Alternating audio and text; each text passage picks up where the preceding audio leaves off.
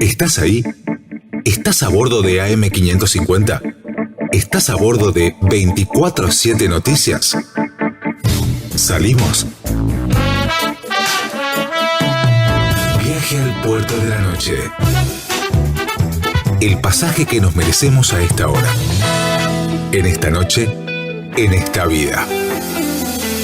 Subite que nos espera lo mejor. Viaje al puerto de la noche.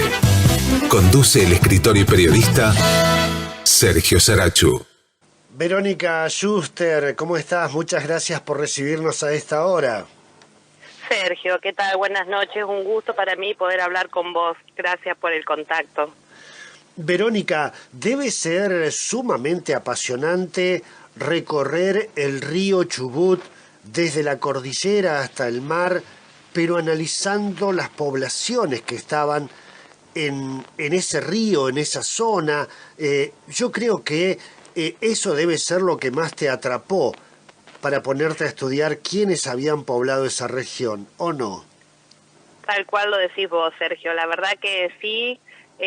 Yo inicialmente llegué a Puerto Madryn desde la ciudad de Rosario, donde estudié, y bueno, trabajé muchos años acá en la costa estudiando la cerámica de los grupos cazadores-recolectores que habitaban esta zona. Y la primera vez que conocí el río Chubut, sobre todo en la parte del dique Florentino Ameguino, fue un amor a primera vista, desde el paisaje, desde las preguntas que nos hacemos como arqueólogos. Y bueno, este proyecto comenzó en el año 2014 con todo ese entusiasmo y todo ese amor por poder aprender y descubrir qué era lo que había pasado en esa zona con los antiguos habitantes. Sobre todo la Patagonia es una especie de paisaje abierto, de libro abierto, donde hay que ponerse a investigar. Está todo allí, lo que hay que hacer es estudiar seguramente, y se va haciendo en los últimos años con mucho rigor científico en todas las áreas. Verónica, bueno, a vos y a tu equipo les atrajo saber quiénes habían vivido, quiénes habían dibujado, quiénes habían pintado en la zona esa del río, de la parte media del río Chubut, ¿verdad? Tal cual. Bueno, hay colegas que hace unos años que están estudiando también la zona del valle, pero bueno, enfocados a la parte inferior, a la desembocadura del río Chubut, Claro. en la zona de Rawson, y colegas que hace más de 30 años que están trabajando en la zona de Piedra Parada. Y esta parte del río intermedia había quedado como con un vacío de información. Inicialmente yo tuve contacto con alguna bibliografía de la Universidad de Trelew, de investigadores que en 1950 habían estado trabajando en la zona, en base a cosas que le habían informado la gente del lugar, y ahí vi el potencial y sobre todo este interés por poder conectar esta zona intermedia que tenía ese vacío arqueológico con estas zonas colindantes que obviamente tenían en el pasado una continuidad, ¿no? Que ahora la veíamos sesgada por los trabajos arqueológicos, pero que en el pasado seguramente tenían poblaciones que iban y venían continuamente. Y bueno, inicialmente, como te comentaba, en el año 2014 planteé esta investigación para poder conectar, investigar qué estaba pasando, y bueno, nos descubrimos con sitios que están pintados, con sitios que han sido trabajados, que han sido usados para trabajar materia prima. Y bueno, y fundamentalmente en esta área intermedia quedaba un sitio arqueológico que por ahí es conocido por la gente del lugar o los turistas, que es un lugar con grabados en la zona de las Plumas, que es muy importante en el área porque es casi único. Y bueno, estaba medio como perdido, solamente informado por unos investigadores que habían trabajado hacía mucho tiempo acá. Así que bueno, es como recuperar toda esa información y poder relacionarla con todo el pasado del área, del lugar. Claro, Verónica, bueno, vayamos por parte. Me gusta conocer cuáles han sido las técnicas de estudio. Sé que utilizaron una tecnología que vino de Chile especialmente, pero en principio, ¿se puede más o menos conocer o determinar las características, las costumbres que tenían esas poblaciones que habitaban esa región? Sí, bueno, yo por ahí soy medio ansiosa, pero te voy contando de aparte. En realidad, claro, porque hay tanta información que uno quiere contar todo en el poquito tiempo, pero bueno, voy de apartes. En realidad, nosotros empezamos, bueno, tenemos varias cosas abiertas en la zona. Una es la excavación arqueológica, que bueno, es muy lenta porque, bueno, lleva una técnica muy específica de trabajo, de zarandear todo el sedimento que sacamos, recuperar toda esa información muy pequeña, muy minuciosa que trabajamos en el laboratorio, y eso nos va dando pequeñas pautas de qué hacían estas personas en el pasado en estos lugares que fundamentalmente en esta zona ocupaban a orillas del río, en cuevas o en aleros de piedras, que en algunos casos usaban también para pintar. Eso es lo que empezamos como lo más llamativo que empezamos a trabajar en el lugar. Y bueno, estamos empezando a sacar fechados de la zona y estamos viendo cómo se relacionaban esta técnica del arte rupestre con las zonas que ya están trabajadas, como por ejemplo Piedra Parada, y es a raíz de esa pregunta de cómo hacían las pinturas, de dónde sacaban las pinturas, que recurrimos a la ayuda de la Universidad de Temuco en Chile para que nos prestaran un equipo portátil de rayos X, que lo que nos permitió fue identificar la materia prima mineral. Estas pinturas podían tener componentes orgánicos o inorgánicos, y el equipamiento que nos prestaron era para poder determinar el origen mineral de las pinturas.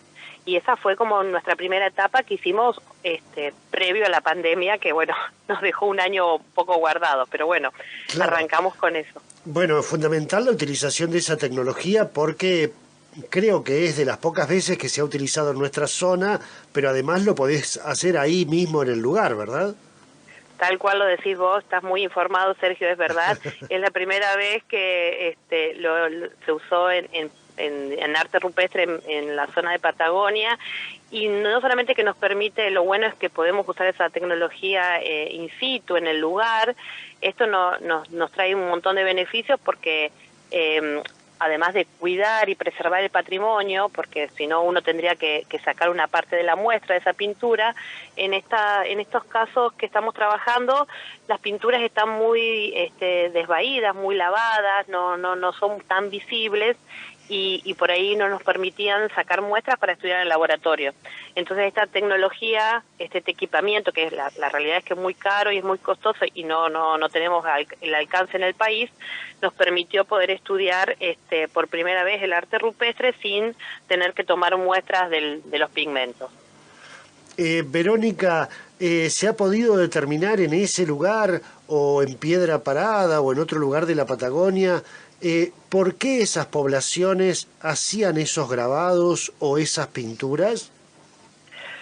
Es el gran misterio del arte rupestre, yo creo que a nivel, sí, no solamente en Patagonia, a nivel mundial. Es muy difícil llegar al por qué estas poblaciones hacían esto, plasmaban en la piedra, o querían perdurar, o qué querían transmitir a través de estos mensajes. Muchas veces hay motivos que nos permiten inferir como cosas de la vida cotidiana. Por ejemplo, en Santa Cruz, en la Cueva de las Manos, que es muy conocido y muy visitado, ahí hay, digamos, representaciones de grupos de caza. Entonces, bueno, interpretamos que estas personas querían mostrar o de alguna manera perpetuar cómo cazaban los grupos de guanaco. Y después tenemos motivos, por ejemplo, acá en esta zona donde estoy trabajando, que son motivos geométricos que se representan en otras áreas de Patagonia. Inclusive hay motivos a nivel mundial, los círculos o los motivos tipo espiralados que aparecen en muchos lugares del mundo, y nosotros no podemos como arqueólogos al día de hoy interpretar ese mensaje, ese lenguaje, pero bueno, evidentemente tenían alguna funcionalidad, porque bueno, hay cuevas muy oscuras donde hay motivos pintados, y también hay lugares muy abiertos en el paisaje, por ejemplo, lugares cerca del río, que quizás que estarían marcando territorios o lugares de caza, y los lugares por ahí más escondidos quizás que tenían que ver con alguna especie de ritual, Claro. y bueno, eso es lo que podemos inferir nosotros. Claro, sí, las características de ser nómades, de ser sedentarios, de cazar, recolectar, algún tipo de producción, algún tipo de herramientas que hayan encontrado allí, Verónica.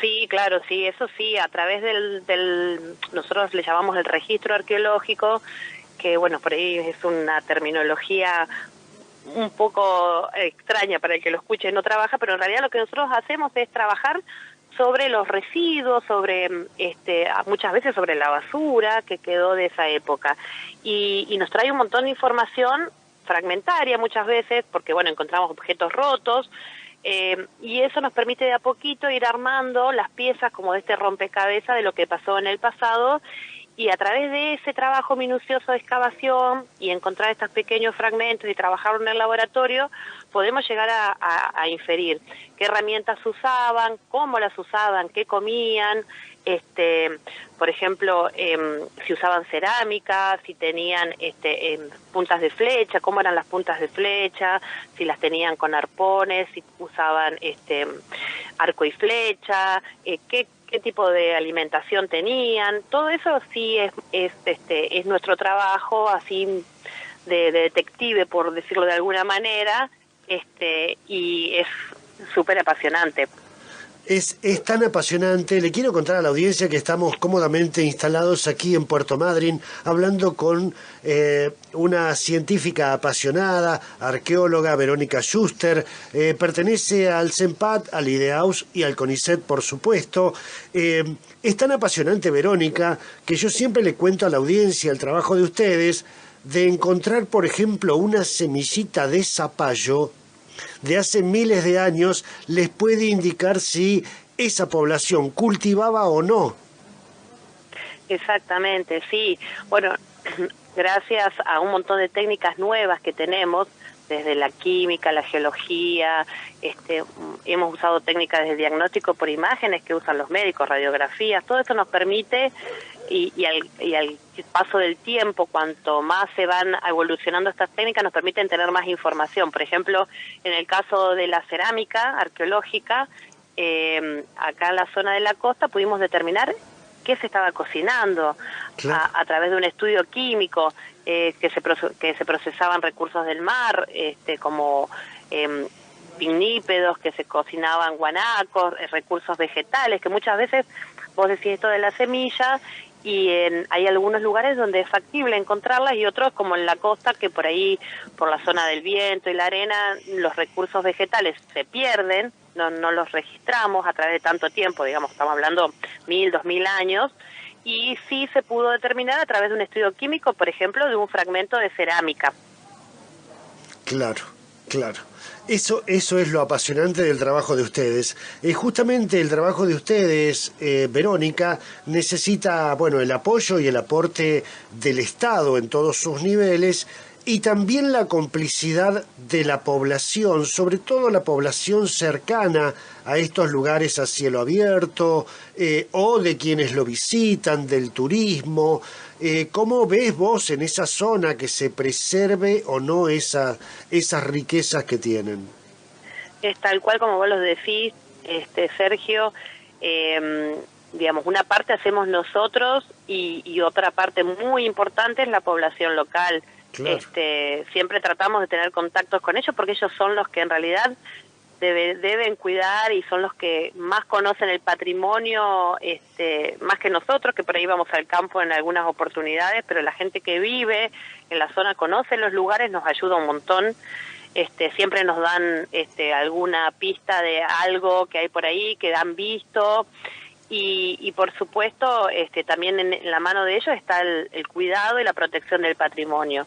En la zona donde estamos trabajando, en el dique, la verdad que todo el patrimonio está muy muy bien preservado. La gente, una parte de nuestro trabajo también es hacer conciencia porque bueno, esto se aprende también de a poco y de chicos, el cuidar y lo que uno conoce protege, entonces eso es como un lema nuestro, de enseñar y de mostrar lo que tenemos porque es de todos, y la verdad que sí, hay mucha conciencia y bueno, a eso apuntamos, ¿no? A que todos podamos conocer lo que tenemos y que todos lo podamos cuidar. Y fundamentalmente que la gente de allí, de alrededores, sienta orgullo por ese patrimonio para cuidarlo y para hacerlo respetar muchas veces para quienes visitan nuestra región. Verónica Yuster, ha sido realmente un placer. Nos hemos dado una panzada de historia y de arqueología de esa bellísima zona de la provincia del Chubut. Bueno, me alegro mucho, espero que sí, que lo hayan disfrutado tanto como yo. Yo amo hablar de mi trabajo, amo hablar de lo que hago, así que un gusto poder tener esta posibilidad, Sergio, te agradezco un montón. Bueno, vamos a volver allí, vamos a volver a visitarte porque van a seguir estos estudios más allá de estos inconvenientes que puedan surgir por la pandemia. Ustedes forman parte de uno de los centros de desarrollo científico más valioso que tiene la Patagonia y la Argentina, así que nos gusta acompañarlos y acompañarlas. Gracias, Verónica. Te agradezco un montón y sí, la verdad que el CENPAD es un lugar fantástico para poder trabajar y por eso hace 15 años que vivo acá y trabajo acá porque es un gusto y un honor. Te agradezco un montón, Sergio, un gustazo y muchos saludos para vos. Viaje al puerto de la noche. Conduce el escritor y periodista Sergio Sarachu.